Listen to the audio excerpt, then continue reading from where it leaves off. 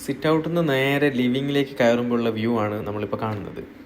അകത്തേക്കുള്ള വഴിയൊന്നും തടസ്സപ്പെടുത്താത്ത രീതിയിൽ തന്നെ വലത് ഭാഗത്തായിട്ട് ഒരു 7 സീറ്ററിൽ സോഫയും അതിന് ഓപ്പോസിറ്റായിട്ട് ടി വിയും ഉണ്ടും വളരെ നല്ല രീതിയിൽ സെറ്റ് ചെയ്യാൻ നമുക്കിവിടെ സാധിച്ചിട്ടുണ്ട്. ലിവിങ് ഹാളിൽ നിന്ന് ആക്സസ് ചെയ്യാൻ പറ്റുന്ന രീതിയിലുള്ള ഇൻഡസ്ട്രിയൽ സ്റ്റെയർ ആണ് നമ്മളിവിടെ പ്രൊവൈഡ് ചെയ്തിട്ടുള്ളത്.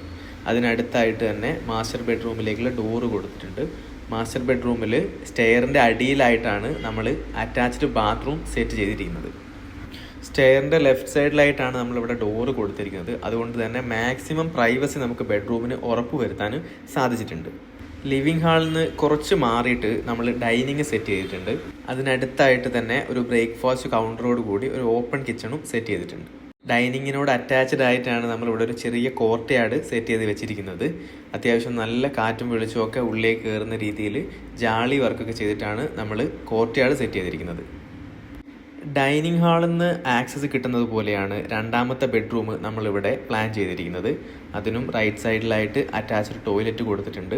ബെഡിന് ഓപ്പോസിറ്റായിട്ട് കബോർഡ് കാര്യങ്ങളൊക്കെ സെറ്റ് ചെയ്യാനുള്ള ഓപ്ഷനും നമുക്ക് ലഭിക്കുന്നുണ്ട്.